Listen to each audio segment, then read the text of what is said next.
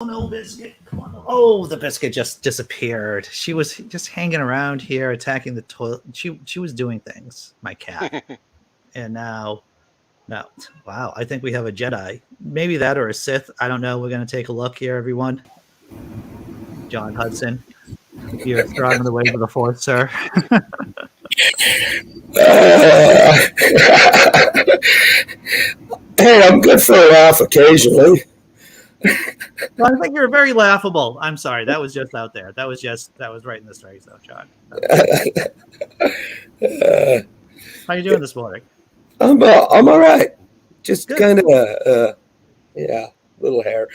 Uh, doing good. That's How good. are How you, about gentlemen? I personally am doing well. Dr. Tom Foolery, cryptology influencer. How are you doing this morning? I still live. Oh, all right. That's good. That's very positive. And of course, Tobin Templeton, Hey, right from the hall of the dark palace of the dark side of the force, right there. Good morning, all. the the light side and the dark side. Oh yeah, you guys are like totally. This is awesome for you guys to be like, right? I live in Austin and he lives in Texas, so you know. Wow.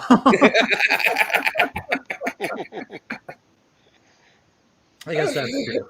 You can see the contrast.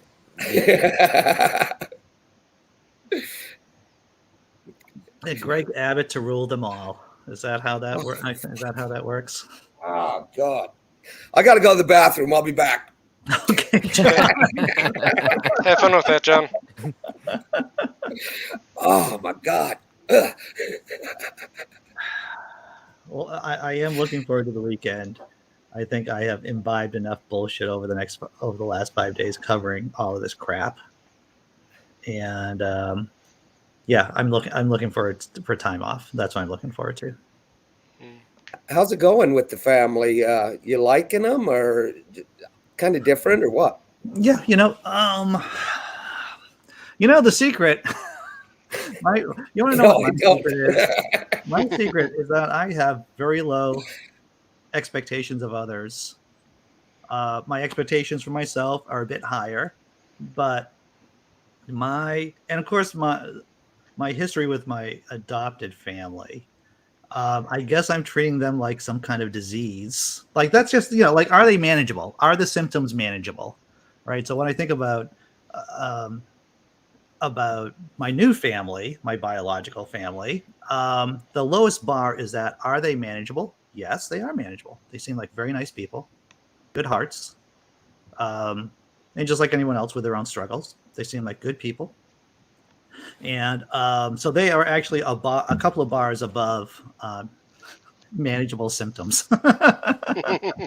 You know, I have a brother that I never met that my mother gave up for adoption. And so I've got an older brother, and I've always wanted to find him to see if it's a genetics that make us fucking toony or if it's or if it was a product of our environment, you know? Well, it is interesting. I'll tell you that. And I've said this a number of times. The way how I found my biological parent, my mom, or how she found me is through 23andMe. I just took the swab test, mailed it into 23andMe, and then I took the option of making the results public. And I know that there are issues with that, everyone. But one of my second cousins found me. I believe he's a second cousin.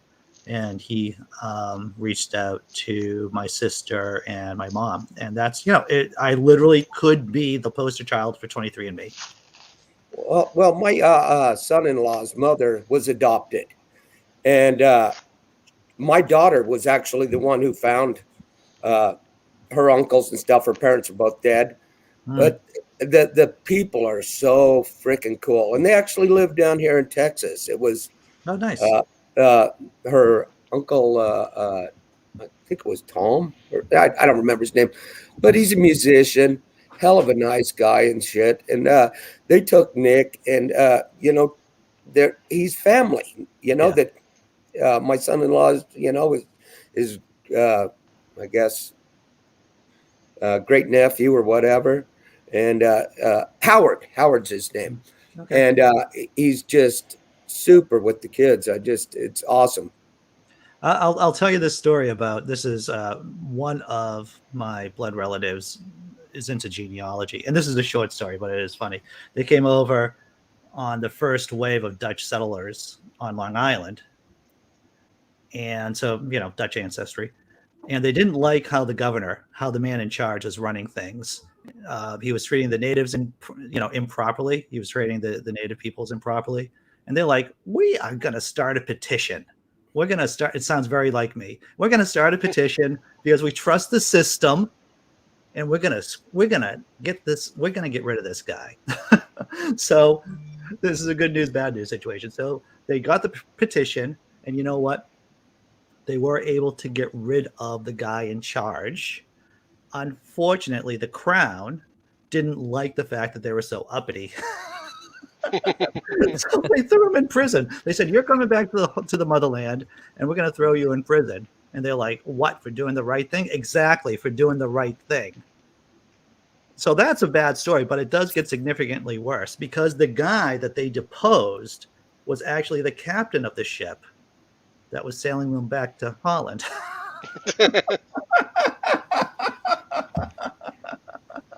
And I'm like going, yeah, history may not repeat itself, but it does rhyme. And it's like I can feel that story. I can feel that story.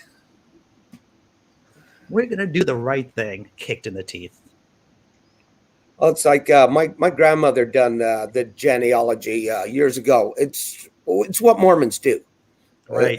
They're big into it. They've got probably one of the best records for that in the church records. And I found out when I was a young man that Elizabeth Hancock, who was John Hancock's sister, was a ninth generation, I believe it was, grandmother to me. Cool. And that their background from there was actually traced back to Priscilla Mullins, John Alden, direct, Mayflower baby. Mayflower people, huh? Yeah. Yeah. Both sides of my family have been in the States for hundreds of years, except a great grandfather on my mother's side who came out of England. And I guess that's where my love for pubs and all things beautiful come from. Yeah. I'm still, well, yes. It is interesting to see how, now that I've met my biological peeps, so to speak, seeing how the different character traits go through, how they work out and everything. Yeah. So we're doing. Go ahead. No, go ahead, John. I was just going to say, I think the biology wins out in the end. Oh yeah. Well, if you're a parent, then you've seen this firsthand. Is that your kids typically have their own characters, when they pop out, right? And Absolutely. It isn't. You get to meet them over time, right? The personality unfolds, and you get to meet your kids.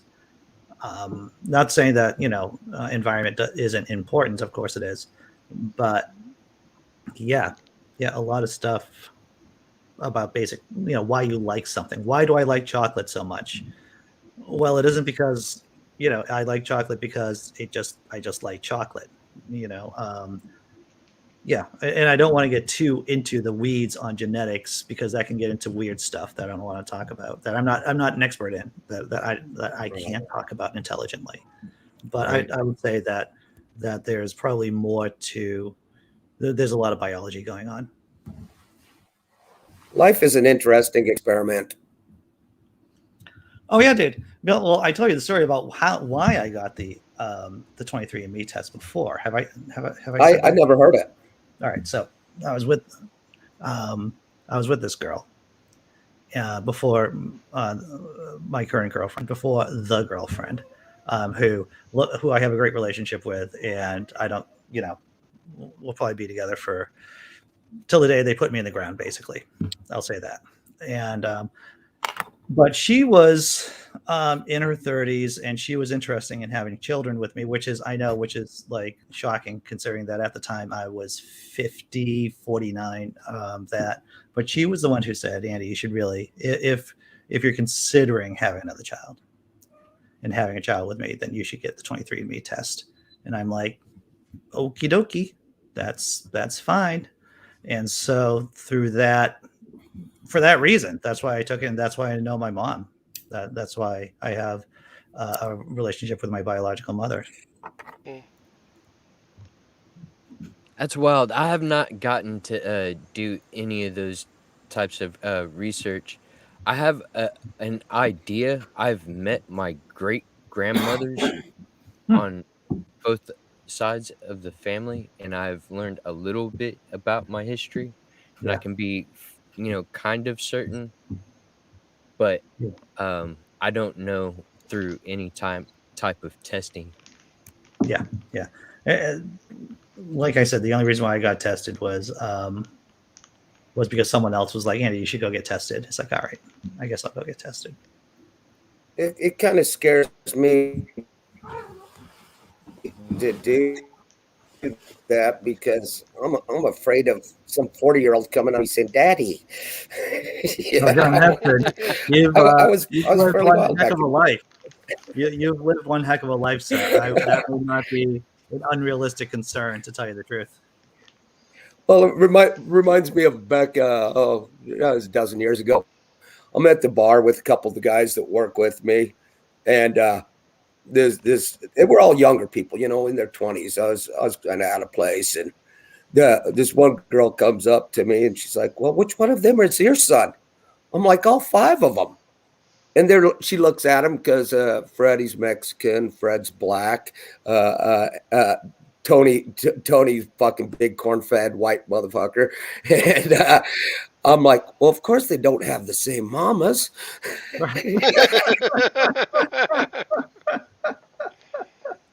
I'll say this: this is a public service announcement, and people who watch the after party or who are on this channel are pretty smart people overall. If you've done shady stuff, don't get it. Don't get a DNA test. Don't post it because there's been a lot of people nabbed by the police because their DNA was at certain places, and yeah, I would be I'd be cautious. I mean, whatever shady stuff I've done is specifically on this channel or on my blog. I don't think I've done anything that would get me arrested. I, Probably. I've fessed up to all the shady shit I've done. Well, then you You should know, take the test. Then.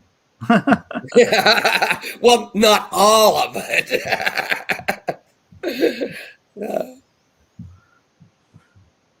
Theo asks, how do they know who you're closely related to? I believe, but and that's a very good question, Theo.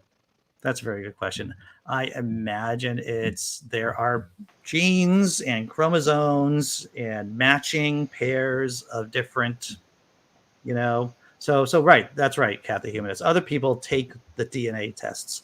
So like I said, my second cousin had taken the test and made his uh, DNA public. And then the algorithm on 23andMe, it matches you with people. So I placed my DNA results on, and so they matched us up together. So even now, I'll still get third, fourth cousins matched who just took the test. So that's a So good would question. the ancestry, would the ancestry and 23andMe share database? Well, there are two different companies. There is a third party um, company, which I forget the name of it, that you could upload your information from one of those two and share it with other people, a broader group of people. Um, I know some people just take both tests, to tell you the truth, because just because you're taking a 23andMe test doesn't mean that your relatives, your blood relatives, are taking a 23andMe test. Maybe they're taking an ancestry test. So if you're looking to reconnect with someone who's like your birth parents, then it would probably be wise trying one first and then going to another one. Kathy Humanist says, yeah, I had a fourth cousin show up and now we're friends on Facebook. That's cool. Yeah. Yeah. And like I said, so far it's been it's been a very pleasant experience with me, knowing people in my immediate family. And now my mom gets to meet my daughter for the first time. I'm not that she doesn't have a lot of grandchildren to begin with, which she does.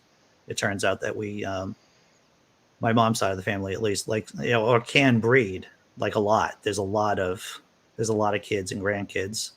So yeah, that's right, Deepak. You can upload your DNA to other sites to find more matches. Yep. Okay, I come from my grandparents were LDS. Uh, my parents had 6 kids. How many grandkids do you think there was out of 6 kids? Let's see, a baker's dozen. I don't know, dude. There, Let's see. there, there 10. was there was 6, and only 6 great grandkids. Are you going to Mormon hell for that? Is someone going to Mormon hell for only that number of grandkids? Someone's gonna have to baptize us after we die. From what I understand of the LDS, is that you actually get more perks or your rating goes up if you have more children. So there's an incentive for you to have more children. My grandparents were religious. My parents were, if you're going to go to church, I want you to go to all kinds of different churches and be knowledgeable. And if you're going to choose that religion is for you, at least it's educated. Yeah, yeah.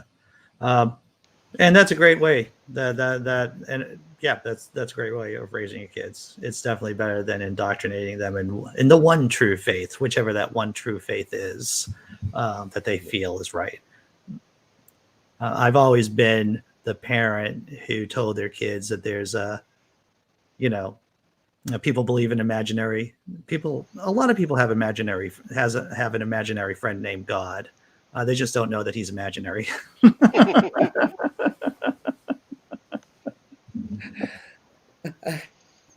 Yeah, out of all the religions that I've been to, I like the Jewish faith. A bat mitzvah is a real party. Yeah, I have to tell you, Neil. When we were doing Atheist Drinking Out Loud one time, and Neil was on with us, the 604 Atheist, and someone in the chat had mentioned something about Judaism or liberal Reform Judaism, and I've never seen Neil pop off, but he popped off about Judaism. He's got beef. He's got beef with Judaism,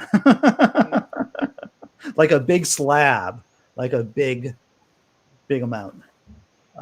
Hey, I just got a message from my sister. I'm so excited to see you tomorrow. See, not many people say, I'm so excited to see you, Andy. That's nice. Not many people. Yeah, it doesn't suck, right? Hey, man, That's you can cool. add me to that list, man. I look forward to seeing you every morning, man. I'm like, Well, hey, that's great. I appreciate it. what's Andy and everybody else doing? Let's hook it up. That's good. That's good. I'll second that, Tobin. Yeah, I keep I coming said I'll back. second that. Very cool. I'm excited today. This is my last day at this job.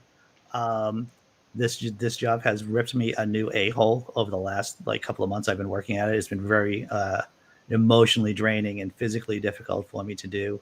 And I have to tell you, I'm taking the next 2 weeks off before I start onboarding at the new Nice. job. And I am super excited. Good for you, Andy. Oh yeah, dude. Yeah. How do good people always end up in shitty places like that, jobs and stuff? I've found, when I was contracting, I actually had a huge LDS clientele base until I got busted for greed, and then when I was all over the news and shit, I lost 95% of my business. Man, when you decide not to walk with the other ducks, you take a lot of risks. You take a lot of risks. I would wear a white T-shirt underneath just to where it looked like I was wearing magical underwear, and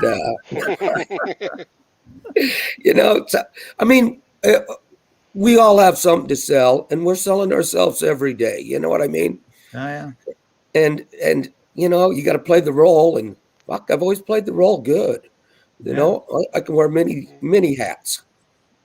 There's something to be said to being able to blend in when you want to blend in, and then to shoot your mouth off when you want to shoot your mouth off. To have both kind of skill sets. Well, it's an easier way to walk through life. It is. I'll tell you this story. I have one story about Judaism. I was at a friend of mine's. His dad has just died. His grandfather had just died, actually. brilliant man, school teacher, in a couple of towns over from the city I was living in, and they were Jewish. And this conservative rabbi, it was in the after party, right? You know how you have the fest, the ceremony, and then you go someplace and you have the knishes, or you have the food and everything. So we're just hanging out there.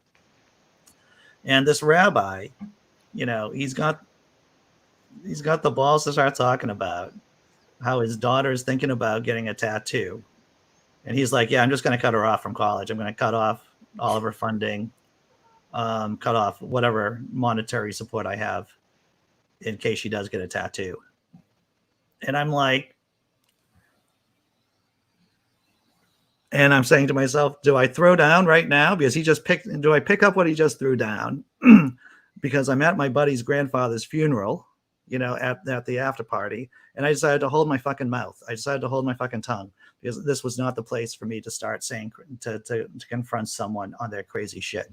Because confront is what my first response would be when someone says something as cruel and inhumane as that. Right. You don't like the color of my skin? What's up with that? You don't want to add a little bit of color to your life? I don't know. Man, tattoos are, I don't know. I think that's what I really love about the show too, is the humanistic side of it all.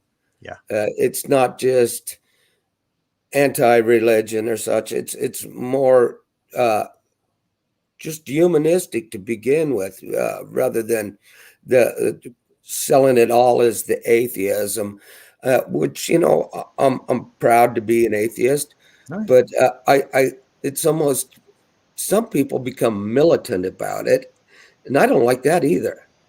Yeah, I can. I think I do most of my atheist stuff here in this space and on the blog, of course. But even on the blog, Right. I mean, it's more about fighting fascism, to tell you the truth. And fascism happens to be intimately related with Christianity in this country, and it seems to be the biggest threat. And this is what's baffling me, is why you're not fucking world famous. No, that's Serious, because dude.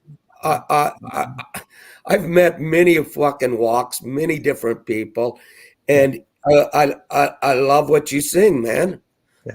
Well, I heard Mark Maron say this, the comedian, and he said, at this point in my life, and Mark's a bit, Mark Maron's a bit older than I am, and I'm just looking to do good work, right? To put out quality content and to do good work, and good work meaning, of course, pushing the ball down the field, in terms of humanist goals and humanist values, and then just producing, relatively intelligent and cogent content. Those are the things. And yeah, being popular, that would be nice, right? That wouldn't suck. I'm not gonna say that. The monetary part would be wonderful. Andy is world famous, though. He has fans in Australia and Oh yeah, Europe and Yeah, That all is over the something that is place. very Yeah, cool but about this Grant, community that is built up around this channel, is how diverse it is, and all the people coming from different backgrounds. It is yeah, very but cool. the stuff Andy's saying should be selling out stadiums. Well, I would agree with that, to tell you the truth, John Hudson. But I am biased. I'll say this. And I was thinking about this. I think a lot of atheists in America need to get perspective on how other countries are, right? Countries that have been able to get over their religious history or manage their religious history, like social democratic countries, Norway, Germany, Sweden, those countries, and see what they're like, to get better perspective on things, right? You see a lot of atheists who are still kind of entrapped in this center right thinking that's so prevalent here in the States. Will from the Godless Sowing, man, he said something one time, not that long ago, and it really stuck with me. And it was, once you kind of like come to that point where you're like, I'm pretty sure there's no God, I'm not convinced of any of that crap. You got to keep going though. You can't just stop it right there. You got to keep on like looking at or reviewing Yeah. your ideas about the world and like check them. Like, is this with reality? You know, I say keep on going. There's so much, uh, Yeah. and and always keep on reviewing what you think Right. is true. Sure. Yeah, because and anyone who's grown up in faith knows this is that there's like this infrastructure right in your mind that it isn't just the God belief that's there.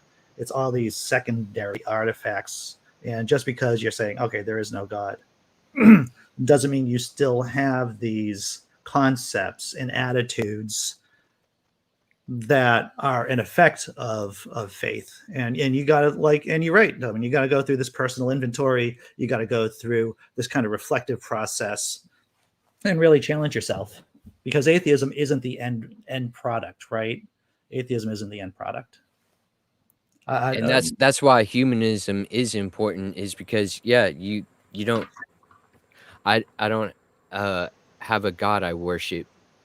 So to me, uh looking at the humanist principles and having an understanding of them, Yeah. like I can't name them right off the top of my head, but I've reviewed them so many times, and it all those things I just am that way, like Yeah. with empathy for other people and wanting to use the scientific method for what we think is true. Yeah. Um, there's 10 of them, and I'm struggling to Dude, to bring them it's up in my mind. it is so difficult to remember everything. Like, I used to be able to like rattle off the seven tenets of the Satanic Temple. I made a video and a couple of Right? memes about them and stuff like that. It's basically being compassionate, being empathetic, to people, understanding understanding them and caring about them, and not checking your brain at the door, right? And just being skeptical at the same time. Yeah, it is wild. Running into somebody who's like a non-believer, and then they almost get dogmatic about something that they think is true, and like just assert that this is what it is. Wait a minute, hang on, can I ask questions about it? And Yeah. that's whenever I think there's something wrong, is whenever I can't ask questions about said subject, and then it seems like I'm ruffling their feathers or agitating them, or Yeah. maybe I should stop asking questions about this said subject. But it's weird. I You do know, think it is strange. yeah. Everything is polluted here in the states by the knife fight that we're in with the right, with the political right, and so it just drives people crazy. It's difficult to really operate well when hello, Dr. Osiris, when you're basically fighting for your life, for your children's lives, for the existence of the country, because Donald Trump's not going away. Trumpism isn't going away. Evangelical Christianity, though declining, that's not going away anytime soon. So yeah, it being in conflict like that warps people's abilities to think.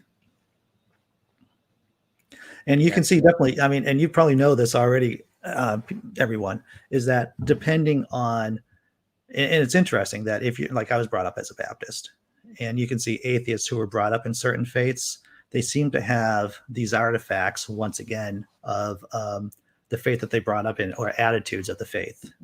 So maybe if you were a really fervent Protestant, a holy roller, then you can definitely still bring that attitude to your atheism too. Okay, sounds right. Yeah.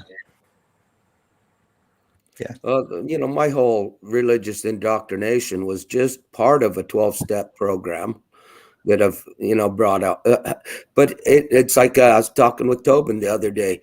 I'm like, it won me huge favor with the courts, the judges, my probation officers, all that. You know, look, I got a certificate of ministry from United fucking. Anyhow, yeah, I got the clergy badge. Right. Well, you're right. There are many perks being $45, and you get all the paperwork with it. Oh, that's sweet. So you're saying if I run afoul of the courts, then I could pick up something like that, John Hudson. That's your emergency plan right there.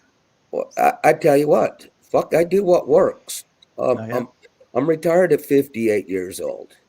You know, I've done something fucking right. right, dude. No, you're right about that. Um, yeah, yeah. At 53, retiring at 58. That's a very far bridge for me personally. Things can change between now and then. I might be able to sell a whole lot of T-shirts, but you know, outside of that, I'm thinking. So, how much am I getting for Social Security? Well, What? I haven't even got that yet. I will Oh, yeah, get it dude, I in know. the future, but right now it's like I made a deal with the kids, and I've got a little bit put away, but I got rid of everything. Uh, Yeah, all my money, my daughter has that's good. everything that I had, just because I was having some health issues, and I'm uh, just like the insurance was fucking killing me and Yeah. stuff. I'm like, I'll get rid of everything. You'll start out life really fucking sweet. We'll Yeah. dismantle the nuclear family, and Mhm. I'll help raise the kids. Sure. And life on Well, the farm's kind of laid back, baby. I think the this myth of the and that's what it is. You know, most people live in multi-generational houses. It isn't just family. It isn't just a mother, father, and children. It's I work with the job that I work at now. I see a lot of elderly people living alone, Sad. and it is sad. Yeah, it is incredibly sad. It's like, even now I'm having conversations. With friends of friends about other friends with friends about other friends. It's like, um, one of our acquaintances from high school had a heart attack, a minor stroke recently. It's like, so what's going to happen to him, right? If you don't have reliable family members around, it's tough, especially here in the States where we don't have a good social safety net. Yeah. Well, if you love your babies, they'll take care of you. And my parents are moving in with my sister and brother-in-law this month, so That's smart. Yeah. And if you structure it right, then it'll be financially beneficial for everybody. mhm. Well, my place is I live in the barn dominium, which up above the what was a barn. Right, right. Yeah, and they've got the house. I've got my own kitchen and such. It's only 500 square feet. I'm fucking really happy here. 500 square. Their That, their house is about 4,000 square feet, and then we got a couple. The shop's probably 4,000 square feet. Then we got outbuildings and such. It. I could move a dozen people onto this property and oh not yeah, see anybody in a week. that's pretty cool. Yeah, dude. I was living at my old condo was 585 square feet, and that was more than enough space for one person. That was more than enough space for me. There are these micro lofts in Providence, Rhode Island. That's about 300 square feet, a little bit over 300 square feet. It's like, yeah, I could live there. That wouldn't even be Oh, a it's so problem. easy. It's Yeah. so easy to take care of and such. I mean, I can uh, clean from ceiling to floor in an Well, hour. that's what it is. And I have to tell you, I've been working with people who hoard, people who have a lot of stuff in their places, and I gotta tell you, I've always been an anti-stuff person. Now I'm Uh-huh. like a super anti-stuff person. I am like super anti-stuff. I was a huge collector of stuff, and after my exodus out of Utah, I sold off everything. I told my daughter, "What you don't want, we're going to sell." And I had Tobin, an oh, I'm sorry. go ahead, Tobin. No, I saw that you hit it, Toba. you're ready to talk, man. Hit it, Tobin. I had known an acquaintance, somebody I met along my journey, that had collected cans of food. Okay, and some of them were like older than 10 years, and this Yeah, meant that they were carrying this like pantry full of cans that everything is freaking expired, yeah. and they would every once in a while eat stuff from there, like and Oh, like they Mm. said they would want to cook for me and stuff, and I would have to decline. I'm fasting. Oh, I'm fasting for that, definitely. But that like totally warped my mind. Like I've seen hoarding, but this one was like really strange. Like I was like, oh my goodness, well, what? You know, well, yeah. like one of my things, I had, I owned a business too that sold, did, I built custom fishing rods, which I still do, and Hey, that's then rod cool. repair. And at one time I had over 400 fishing rods, probably 300 reels. But some of it was antique and such. Mhm. Uh, when my daughter sold that off, I think she got well over $10,000 on that. Oh, yeah, yeah, yeah. And it's just something. She's like, I'll take some of the way cool rods that you've built, Dad, and a couple of the antiques to hang on the wall. But she's like, I don't want all of it. She's Right, like, right, right. and she did take my art glass collection though, Oh, and yeah, and most of my artwork too, because I've been collecting art over a lifetime, and I'm an artist. yeah, yeah. Stuff on the background is my stuff. I don't. Everything in there is works that I've done, I, that I've been partial to. Over. yeah, yeah. I do like beautiful things. I do like pretty things. And there's certain pieces of art that I've grown that I would take with me Well, wherever I go. I'd like to send you some hookers. Okay. I take wrenches, heat them up, and bend them into coat hooks. But then I weld the bolt onto them and stuff to where you can't see where the weld is. It just looks like a wrench hanging off a bolt. They're great hat racks, coat racks, and stuff. And who doesn't love a good hooker? Nice, dude. Nice. Yeah, I Uh, got a couple of hookers right back here. I use them just about every day. I can't. Y'all can't really see them back there, but there's stuff hanging back there. okay, Buffalo Bob, hookers hanging on the wall. Buffalo Bob. Nice. It puts Well, the he hookers was to look. talking, and this is an interesting point, John Hudson. Tobin was talking about using skin to practice tattooing on. Yes, I heard that shit. Yeah, yeah, yeah. Data points, they're all aligning, Tobin. Yeah, Let's see. that's another reason why I didn't never done the DNA testing and all that All other right, stuff. right, right. It puts the Joe dirt in the hole. So, Tobin, how big is the new place that you're making, that you're building, the new residence?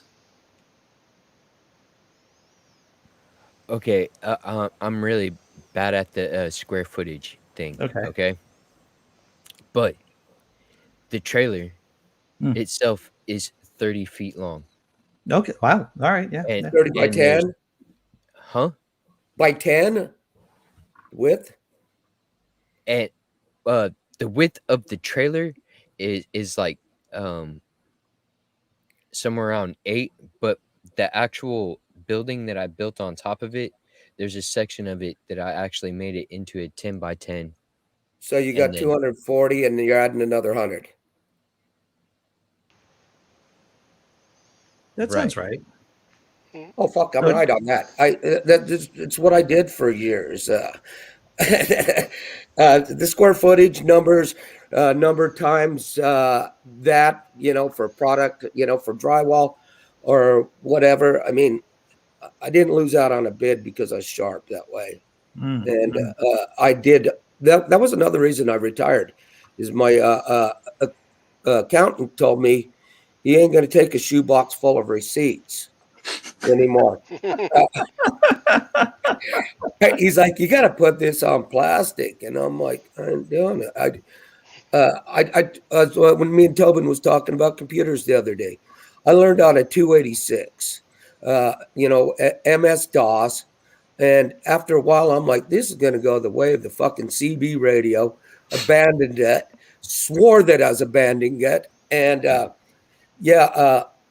really didn't do computers till my daughter bought me this Apple thing, Oh yeah. laptop guy that Yeah, I watch YouTube videos and fuck around on Facebook. I had this conversation with Caitlin Bailey last night. She's a sex worker advocate. She used to be a sex worker, When does and that broadcast, by the way? that's Monday at 8 p.m. We're Okay. dropping it down on prime time. But she made an observation that people who are dominatrixes typically are really good at spreadsheets. And I'm like, it makes sense in a way. Spreadsheets in more ways than one. Oh, Yeah, I had to fucking go there. that's good. That's good. Hey, but you know what? I love a working lady, and I'll tip my hat to them first. You Oh, know, it's got to be a rough trade. yeah, I mean, yeah. I've always appreciated them, left them a healthy tip. No, that's good. That's good. That's good. No, but yeah, it's like before my son-in-law became my son-in-law, I'm like, let's run out to the Mustang Ranch, boy. I want you to sow your oats. You know, if there's any doubt in your fucking head, I want you to go get your fucking brains banged the fuck out of, bro. You John, know, or John Hudson, we come from very different backgrounds, sir. We have very different stories, though oh, both crazy, but you have very interesting stories, sir.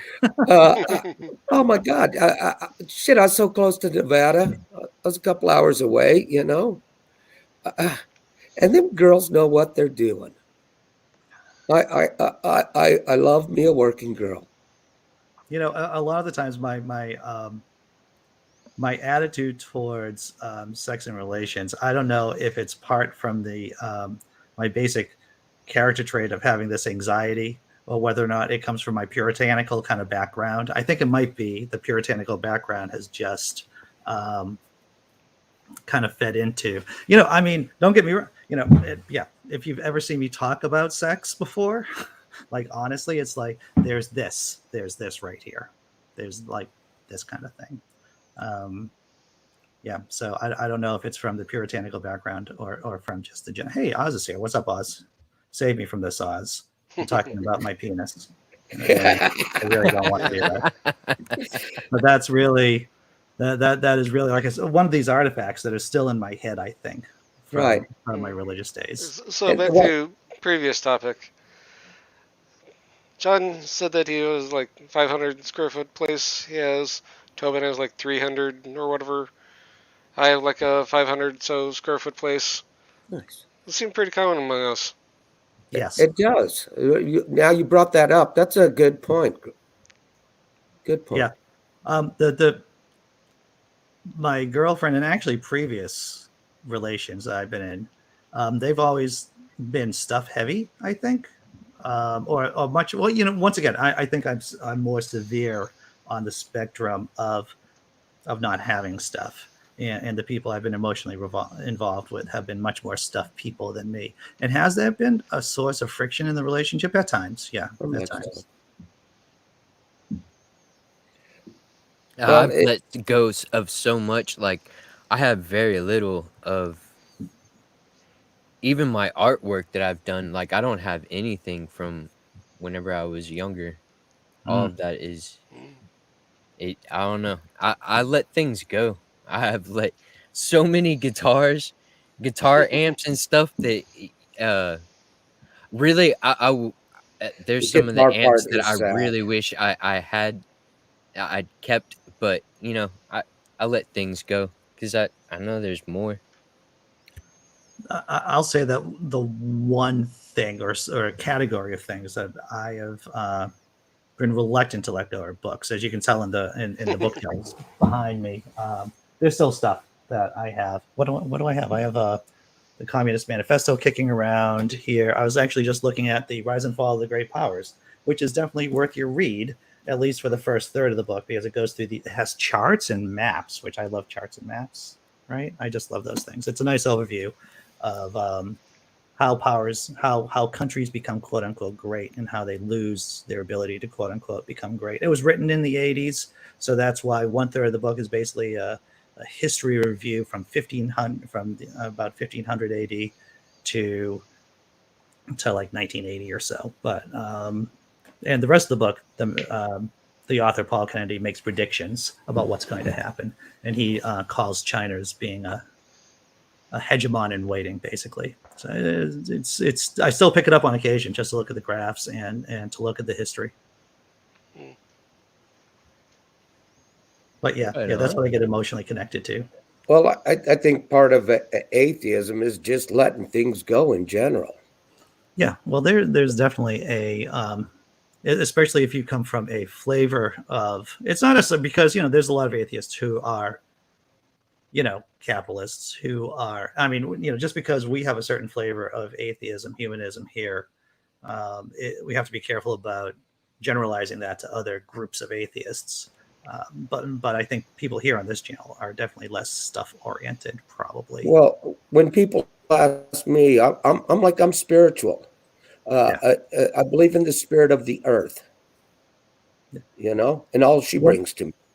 when people ask me about spirituality, like, well, are you spiritual, Andy? What I believe that they're asking me is whether or not, or the way how I treat the question is, am I connected with my community?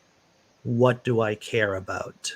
What do I care about in terms of where my community is going and whether or not I'm a monster? You're spiritual though, right, Andy? It's like, well, I love my children. I take care of people who are less able than I am. I try not to be a dick to people. Am I spiritual in that sense? Well, certainly. Yeah. Right. Yeah.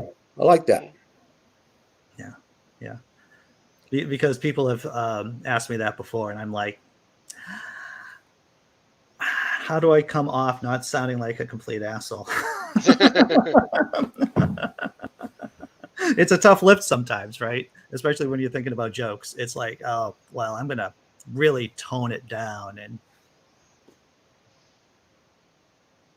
and try to try to build bridges. That's what. I haven't been asked that question. I don't know how I would really react to that. Yeah. The problem with that is spiritual means so many different things to different people that it's really Right. just hard to answer. That's Right. fair. Right.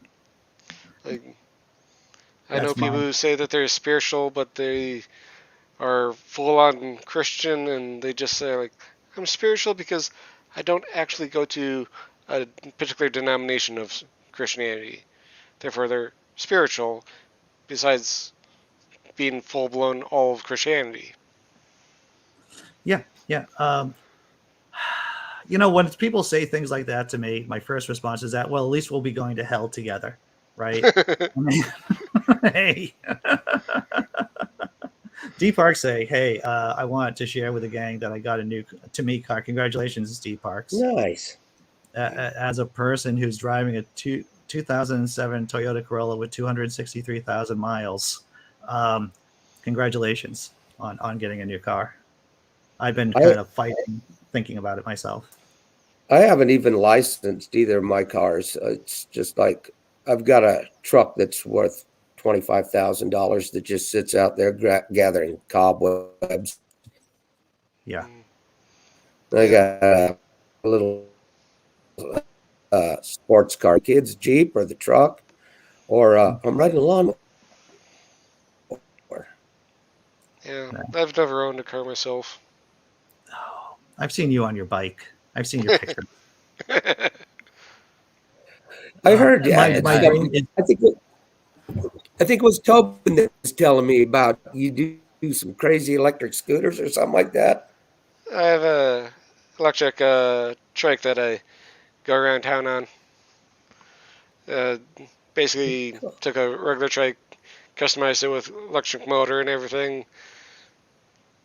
So, Fucking hey. cool. yeah, I've never I had a like car, never had a original. driver's license.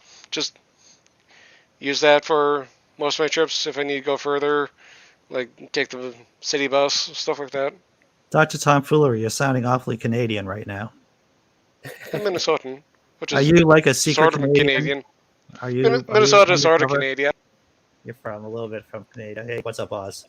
you're an underkin. You're here just to Canada shame us, I believe, about your electric bicycle. That's what you are. How you doing, sir, Mr. Oz? Good morning, I'm, Oz. I am well. How are you guys?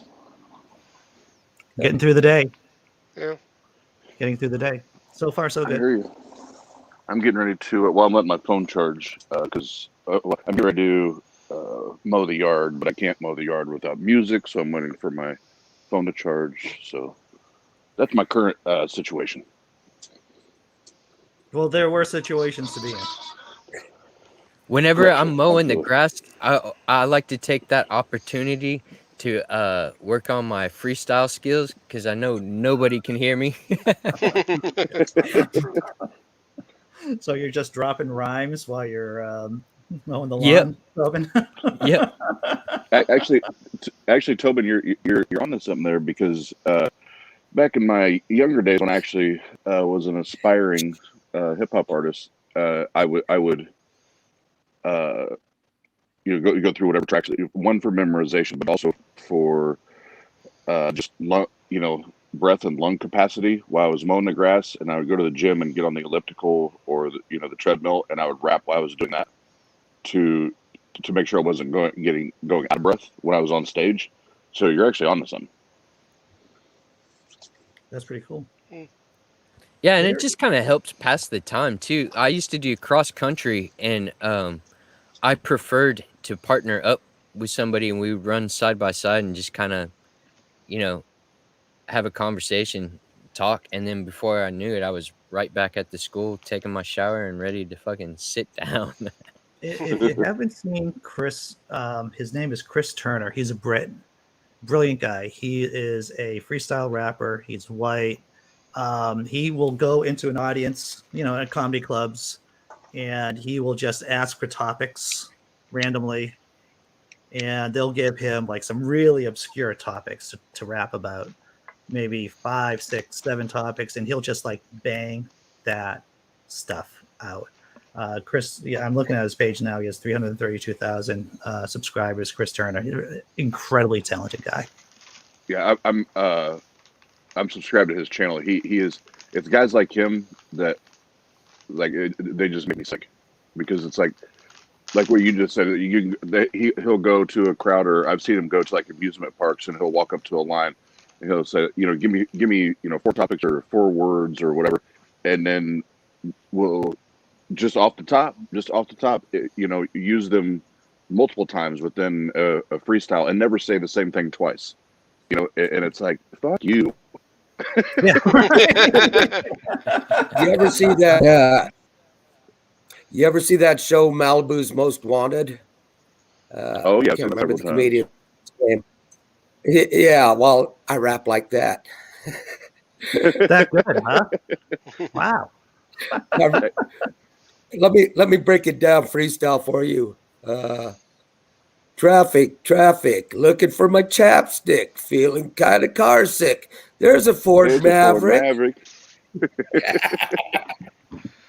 Oh wait, I think that's blood coming out of my ears. I'll I be just your hum. Does I the just cool hum. kid? You That's just all the hum. cool kids say. He's dropping bars. Dropping bars. Yeah. But talking about like super talented people, Chris Turner, I'll go back to Bo Burnham and his special insight. There are certain pieces of art that I see or pieces of content that I engage in, and I'm like, I do not even understand how good that person is at what they do. It's something to aspire to, and something at the same time. I'm going, why aren't you that good, Andy Hall? Why can't you do? Yeah, absolutely. Yeah. Hey, my little And guy's at the door. I'm out. Later, John. A lot of the people that I view that way are and more in the world of music. That's always been my number one love and passion. And there's a gentleman here in Indiana. His name's Gary Rum, RHUM. He's got a few things on YouTube, but I think most of it, last I looked, are some older stuff. But you can still get an appreciation for how talented he is. But he and his son inherited too, that fucking bastard. he's one of those guys where if you put him in a room with an instrument, whether it's Mm, string, wind, percussion, whatever it is, give him a half hour, and he's yeah. playing the instrument. Now, I'm not saying he's the best, but he's playing the instrument. But then when you hear him play a guitar, I think at one time in a guitar magazine he was rated like in the top 10 at one time. Um, it's like watching him and listening to it. It is, if there are like angels and angelic music, that Yeah. was Gary. It's unbelievable. If my the person who heads the non-religious channel over on Pathos, Dale McGowan, he does a great podcast. I've talked about it before. Dale's been on the channel a number of times. How Music does that. He just dropped an encore of the aging white suburban music professor's guide to hip hop. If you want basically that, if you want to hear that, Dale's a genius. He's incredibly talented guy. It changed my way how to look at hip hop, to tell you the truth. What's his name? Dale McGowan. He founded that huge philanthropy, humanist philanthropy. I forget the name of it because I'm an idiot, but he's done like a million things. He wrote Atheists for Dummies. Um, Oh yeah. Okay, now I know. Shane the skeptic on our channel. He turned me on to that. That's why I was like, I know I've heard that name, but now I know what you're talking about. Yeah, that was genius. yeah.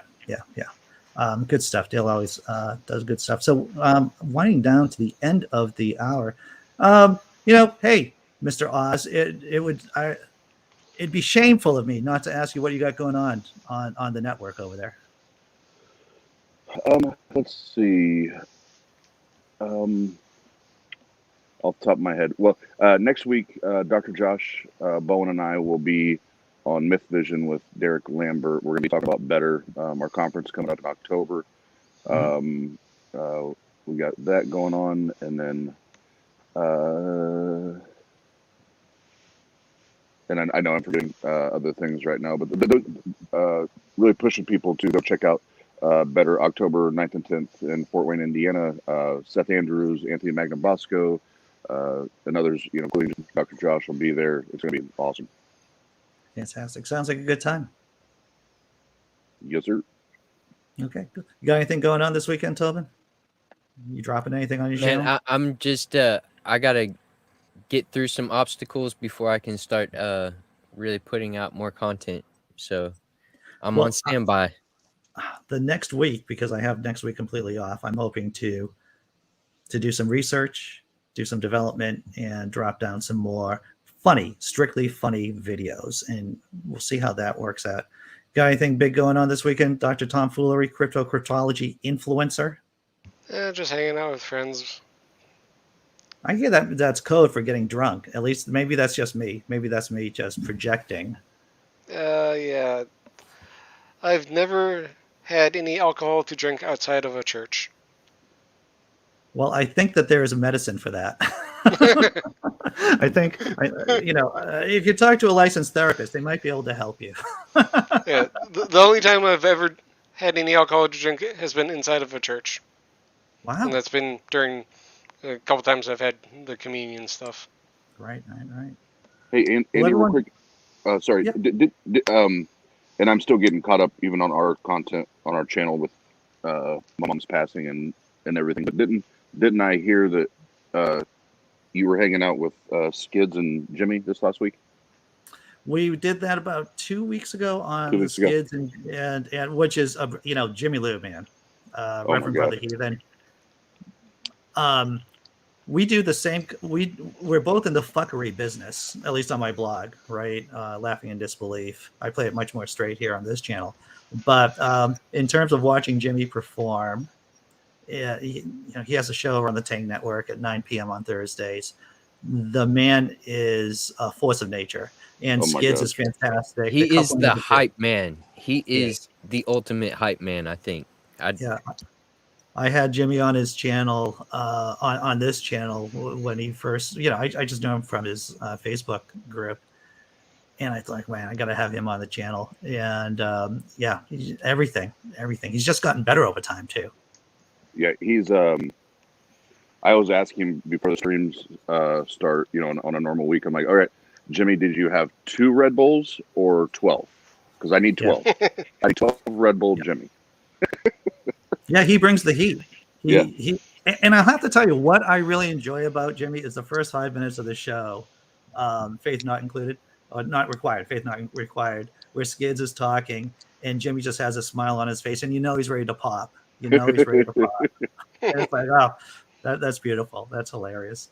All right, on that note, I gotta go to work, everyone. I gotta go to work. So I will see you all either during the weekend. Like I said, I'm on Rob Stanley's show. But I'll drop the links on the Facebook pages and everything. But thank you, Dr. Tom Foolery, cryptology influencer. I just want to see if I can say that quickly, and I'm somewhat successful. Tobin Templeman, and of course, Oz. Great to have you guys here. Thanks, everyone in the chat.